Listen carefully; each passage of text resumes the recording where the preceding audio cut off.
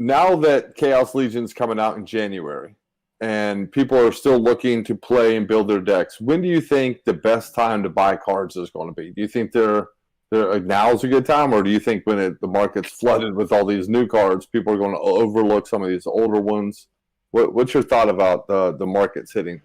So, Gank, I know you're excited to talk about this. So why don't you go first here? Well, I definitely, as I tell a lot of people when they first get into this game, a lot of people, it's such a complex game, so many layers, and it's hard to know exactly where to start and what to go at, And I just tell people to really focus on the cards that are still coming out, or are out right now. So the Chaos Legion reward cards, which are continuing, are going to have high volume prints. Those are great cards to pick up because they're relatively inexpensive to everything, and they're going to continue to keep coming out for a while, so that as you continue your journey, that supply is still going to be there. Other cards, so you can level them up. I mean, ideally, if you're really trying to approach this game seriously, eventually you want to max out your cards. Right, like that's the should be like the ultimate goal. I mean, even if you don't actually end up getting there, but I mean, like that's still like the dream, right? So you should make that dream as achievable as possible by focusing on your energy on the cards that are going to give you the least resistance to get to that dream. And so that would be the Chaos Legion reward cards, and then Chaos Legion when it comes out. Even like focusing on cards like Dice. Dice only had 300,000 packs. Untamed only had 1.5 million packs. Chaos Legion is going to have 15 million packs. So, that's 45, 50 times more than Dice.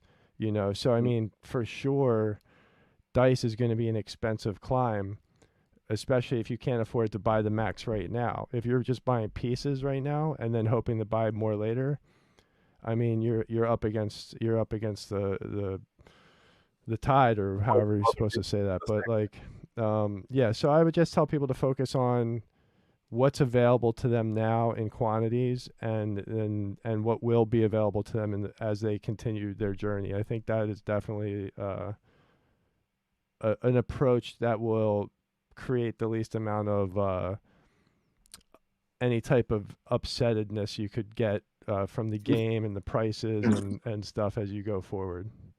Yeah, upsettedness is probably not a word, but I mean, it's going to be on a shirt next week. Gameboy, what do you think, man? Are you buying cards a lot right now, or are you kind of holding off? And if I could show you my screen, how many I bought in this last week, yeah. I'd be scrolling for a minute, straight up, because I have tons of ongoing bids for every single one of the reward cards, and a lot of my bids, I am buying them a lot cheaper than market. Like today, I bought 5 BCX of Veneri Wavesmith for $22, so that's less than $5 a piece, and that's going to be a great card, and I plan on putting that towards.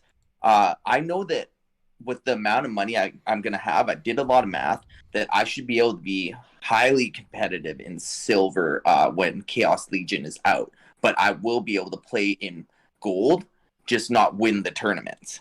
You know what I mean? Like, if I'm saying highly competitive in silver, I'm like, my deck would be good enough to win some tournaments. So that's where I've been leveling my cards up until gold. And if I am buying them, sometimes I'm buying them with higher BCX to get better prices on my bids. And then what I do there is I just rent them out right when I buy them. And then I also keep a ton of singles, because if it picks me up singles, that's even better for future investing mostly in these cards. Certain cards like the Veneri the Wavesmith, the Crystal Smith. Mm-hmm. I think the Djinn Chihuahua is amazing. Can be ran in so many different ways. Like if you run it with Camilla, which is the dragon that takes down one melee, mostly in this lower level, is quite viable, because then they're hitting him. He's got so many shields and he's got thorns. It's like, you can really put people in a lot of trouble. So I've been picking those up. I've got some Djinn O'Shaughnessy, and these are really building up my collection power. I've almost come up like a whole other level again, and it's happening quick. I know some people are seeing it and they see, hey, we've only gotten about 16% of the cards printed out for Chaos Legion. And as more cards come out, they're going to become even cheaper. But when they become even cheaper, I've got some more money that I'm going to set aside, or trade some other assets into this, where I'm going to just accumulate more, because I'm looking in the long term. I'm looking at the value of it today, and then I'm looking at my future projected value of when I would actually consider selling it. Within that whole period, I'm going to be earning airdrop points on these cards, and I'm going to be renting them out.